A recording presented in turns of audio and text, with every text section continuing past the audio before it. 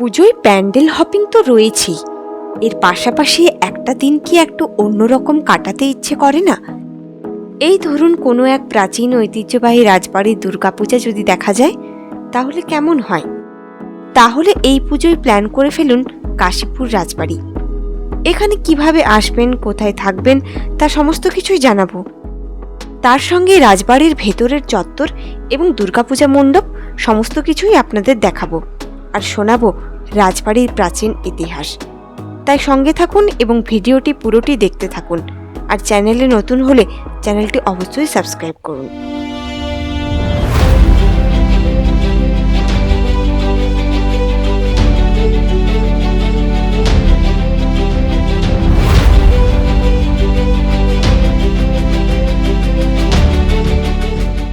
পুরুলিয়া জেলা অবস্থিত কাশীপুর রাজবাড়ি বা গড় পঞ্চকোট প্যালেস তার ঐতিহাসিক গুরুত্বের জন্য দারুণ জনপ্রিয়তা লাভ করেছে। ভাদু গানের উৎপত্তিও এই রাজবংশ থেকে। প্রতি বছর দুর্গাপূজার সপ্তমী থেকে দশমী পর্যন্ত এই 4 দিন রাজবাড়ির সদর দরজা জনসাধারণের জন্য খুলে দেওয়া হয়। বছরের বাকি সময়ও পর্যটক আসেন এখানে, তবে দরজার বাইরে থেকেই তাদের রাজবাড়ি দেখতে হয়। আমি যেহেতু পুজোর সময় গেছিলাম তাই দরজা খোলাই পেয়েছিলাম। এই বংশের রাজারা প্রায় 800 বছর ধরে রাজত্ব করেছিলেন, যা ভারতবর্ষ তথা বিশ্বের ইতিহাসে এক প্রকার বিরল। রাজা দামোদর শেখরের হাত ধরেই এই পঞ্চকোট বংশের সূচনা হয়েছিল। তখন তাদের রাজধানী ছিল যথাক্রমে ঝালদা, কেশরগড়, পাড়া, রামবনি এবং গড় পঞ্চকোট। 1832 সালে রাজধানী কাশীপুরে স্থানান্তরিত হয়। এই কাশীপুরে রাজত্ব করেছিলেন 7 জন রাজা।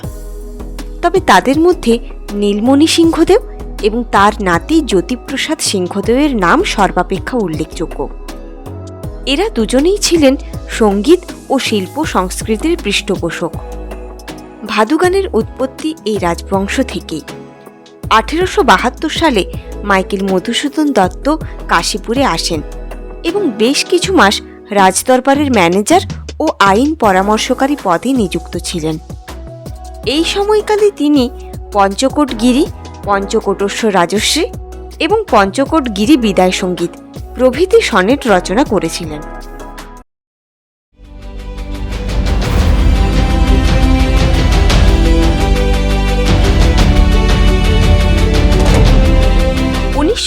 সালে রাজা জ্যোতিপ্রসাদ সিংহদেব এই রাজবাড়িটি নির্মাণ করেন। এই রাজবাড়ি তৈরি করতে চীন দেশ থেকে কারিগর নিয়ে আসা হয়েছিল এবং এর নির্মাণ কাজ চলেছিল প্রায় 12 বছর ধরে। এখানে একটি ঝাড়বাতি রয়েছে যেটি বেলজিয়াম থেকে আনানো হয়েছিল। রাজার উত্তরাধিকারীদের অনেকেই এখনও রাজবাড়িতে থাকেন। বিখ্যাত সঙ্গীতজ্ঞ যদুভট্ট একসময় এই রাজদরবারের সভাগায়ক ছিলেন। রাজা নীলমণি সিংহদেব এবং জ্যোতিপ্রসাদ সিংহদেবের নাম বিভিন্ন সমাজ কল্যাণমূলক কাজের সঙ্গেও যুক্ত। অন্যদিকে ভারতের স্বাধীনতা সংগ্রামেও নীলমণি সিংহদেবের নাম অনস্বীকার্য। তার নেতৃত্বেই পুরুলিয়ার ট্রেজারি লুট হয়েছিল এবং 63 জন জেলবন্দি বিপ্লবীকে তিনি মুক্ত করেছিলেন। সিপাহী বিদ্রোহে অংশগ্রহণ করার জন্য ইংরেজ সরকার রাজা নীলমণি সিংহদেবকে কারাগারে বন্দী করে রাখেন।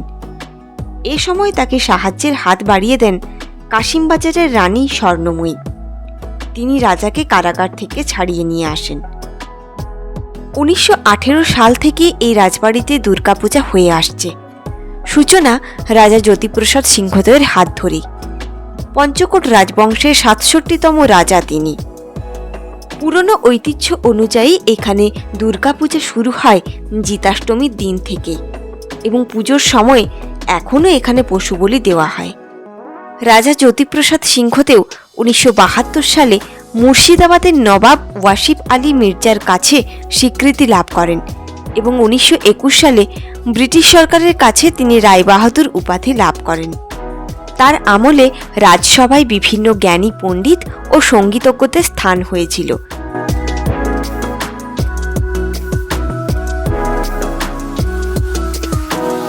এই রাজসভা থেকেই প্রকাশিত হয় ঝুমুর ভাষার প্রথম বই রসমঞ্জরি, যার লেখক ছিলেন ভবপ্রতীতানন্দ ওঝা। নীলমণি সিংহের যোগ্য উত্তরসূরি হিসাবে জ্যোতিপ্রসাদ সিংহ বিভিন্ন সমাজসেবামূলক কাজ এবং দান ধ্যান করেছিলেন। তিনি দাতব্য চিকিৎসালয় ও মধ্য ইংরেজি বিদ্যালয় নির্মাণ করেছিলেন। এছাড়াও পুরুলিয়া জেলা সদর হাসপাতালও তার উদ্যোগেই তৈরি হয়েছিল। আর আপনারা কে কোথা থেকে ভিডিওটা দেখছেন আমাকে অবশ্যই কমেন্ট করে জানাবেন। আর আপনার এলাকার পাশাপাশি যদি কিছু রাজবাড়ি থেকে থাকে সেটাও আমাকে জানান। এই রাজবাড়িতে রাজাদের ব্যবহৃত প্রাচীন সব বহু মূল্যবান জিনিস এখনও আছে। রাজাদের শিকার করা বাঘ, যুদ্ধে ব্যবহৃত তলোয়ার, বেলজিয়াম থেকে নিয়ে আসা বিভিন্ন পেন্টিং এবং পাথরের বিভিন্ন মূর্তি এখনও রাজমহলের ভেতরে আছে।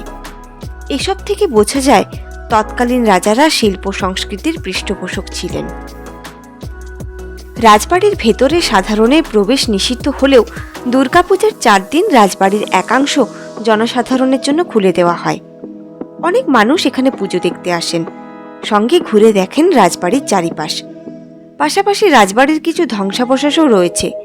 রাজবাড়ির চত্বরেই রয়েছে শ্রী শ্রী গড়ের দেবীমাতা মন্দির। 1955 সালের 19শে জুন শ্রী শ্রী মহারাজ শঙ্করী প্রসাদ বাহাদুর সিংহদেও এবং শ্রী শ্রী মহারানী দুর্গেশ কুমারী দেবী এই মন্দিরের প্রতিষ্ঠা করেন। 2003 সালের 25শে ফেব্রুয়ারি রাজকুমারী মহেশ্বরী দেবী এই মন্দির পুনর্নির্মাণ করেন। কাশীপুর তথা পঞ্চকোটের শেষ রাজা ছিলেন ভুবনেশ্বরী প্রসাদ সিংহদেও। 1972 সালে তার মৃত্যু হয়। চ্যানেলের লেটেস্ট আপডেট পাওয়ার জন্য আমাদের হোয়াটসঅ্যাপ চ্যানেলে যুক্ত হন, যার লিংক ডেসক্রিপশন বক্সে এবং কমেন্ট বক্সে দেওয়া আছে।